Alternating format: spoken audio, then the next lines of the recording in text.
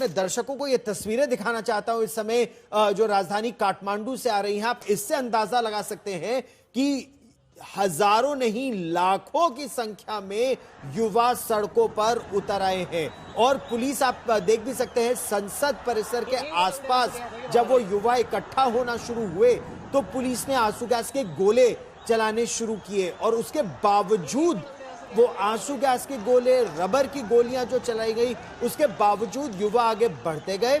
संसद परिसर पर उन्होंने फिर उसके गेट पर पहले गेट को तोड़ने की कोशिश की। साबिन, खबर यह भी आ रही थी कि गेट में आगजनी हुई और फिर परिसर के अंदर घुस गए और जो परिसर के अंदर गए वहां गोलीबारी हुई जिसमें 16 की मौत हुई। और क्या यह आंकड़ा दुर्भाग्यवश बढ़ भी सकता है साबिन? जरूर ये आंकड़ा बढ़ सकती है कि ये रिपोर्ट अस्पताल में गए हुए और ले जाए गए घायते और जो इंजर्ड है उसका नंबर है। जो अस्पताल नहीं पहुंच पा रहे हैं वहां की हालत अभी भी अनकंट्रोल है, इसीलिए मैं कह रहा हूं कि अस्पताल तक नहीं पहुंच पा रहे हैं तो उसका नंबर बढ़ सकता है। जो गंभीर रूप से घायल है उस हिसाब से भी नंबर बढ़ सकता है।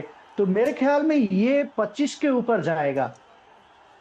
ये तो बहुत दुर्भाग्यपूर्ण है कि और 2 ही 3 घंटों में। जी जी जी। दूसरी बात जो आपने आधा सच बताई उसको मैं पूरा कर देता हूं जी। जो काठमांडू के मेन हाईवे है वहां पार्लियामेंट हाउस है जिसको बानेश्वर बोलते हैं जी। वो पार्लियामेंट हाउस में ये मूवमेंट वाले बोले या जेनजी वाले बोले ये वो दीवार नांग के जाने लगे थे तब पुलिस ने गोली चलाई। जी। वहां जो सेंट्री बैठता है पुलिस का उस पे आग लगाई गई तब पुलिस ने गोली चलाई। तब तक संयमित दिखा इस बार पुलिस।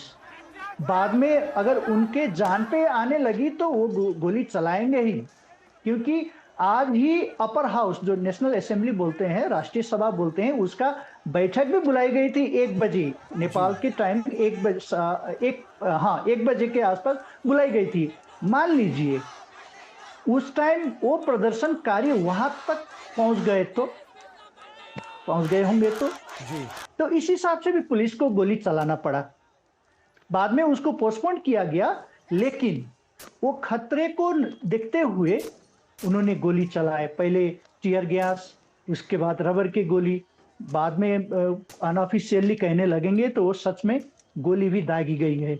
जी। लेकिन अच्छा साबिन, ये बताइए, यही बात जो आप इस समय बता रहे हैं यही हम लोगों ने भी जो रिपोर्ट्स नेपाल से आ रही हैं उसके हवाले से बताया था कि गेट पर आगजनी हुई, फिर कुछ लोग अंदर गए और फिर गोलियां चली। लेकिन हम ये जानना चाहते हैं कि जो सरकार का दावा है कि बिग टेक से कहा गया था, ये जो बड़ी बड़ी कंपनियां हैं टेक्नोलॉजी की, चाहे वो इंस्टाग्राम हो या यूट्यूब हो या और बड़े बड़े प्लेटफॉर्म हो, उन्हें कहा गया था कि नेपाल की सरकार के आदेश का वो पालन करें, एक कॉन्टैक्ट पर्सन बनाए, कंप्लायंस ऑफिसर बनाए, रिड्रेसल ऑफिसर बनाए। उस पर बिग टेक ने कोई जवाब सरकार के मुताबिक नहीं दिया। ऐसा क्यों? तो सरकार का कदम गलत कैसे है प्रतिबंध लगाने का? सरकार की तरफ से या हम उस हिसाब से देखेंगे तो ये गलत नहीं है, क्योंकि जो नेपाल के संविधान और कानून के तहत कोई भी विदेशी कंपनियां यहाँ रहेंगे, काम करेंगे और उसका कोई भी ऑफिशियल असर रहेगा तो यहाँ के कानून के मुताबिक उसको कहीं दर्ता होना, सूचीकरण होना या जवाबदेही बनना, अकाउंटेबल होना जरूरी है। ये कंपल्सन, ये दुनिया भर की रीत है।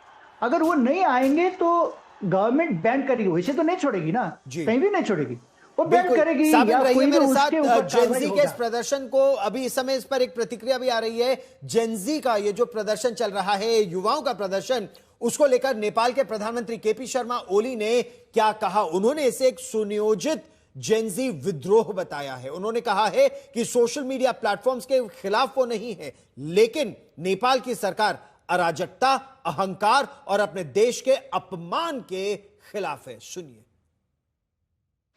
नेपालमा नेपाली जनताले कारोबार गर्दा, नेपाली जोसुकैले कारोबार गर्दा नेपालको कानुन मान्नुपर्ने, कुनै विदेशीले कारोबार गर्यो भने कानुन मान्नु नपर्ने। अनि जेनजी पुस्तालाई पिर पर्यो अरे, राम्रो लागेन अरे, जेनजी पुस्ता भन्ने चाहिँ नि कुनै ठगी खाने भाँडो हो। सुमित चौधरी मेरे सहयोगी और जानकारी के साथ हमारे साथ जुड़ रहे हैं। सुमित, क्या जानकारी नेपाल से समय निकल कर आ रही है? कुछ रिपोर्ट से कह रही है कि स्थिति बद से बदतर होती जा रही है।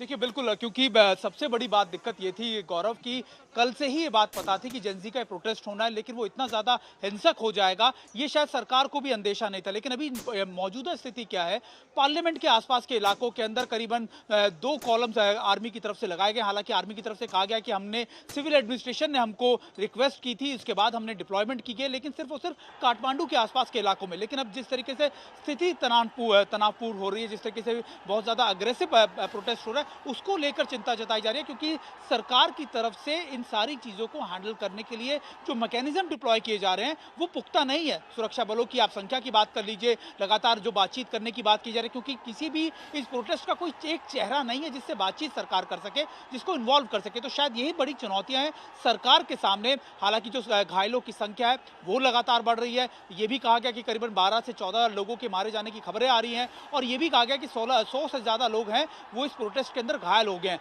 लेकिन अभी कल के लेकर भी ये कहा जा रहा है कि कल इससे ज्यादा बड़ा प्रोटेस्ट कर सकते हैं जेनजी, अगर सरकार की तरफ से कोई बड़ा फैसला या फिर रोल बैक नहीं किया गया इस कानून को लेकर।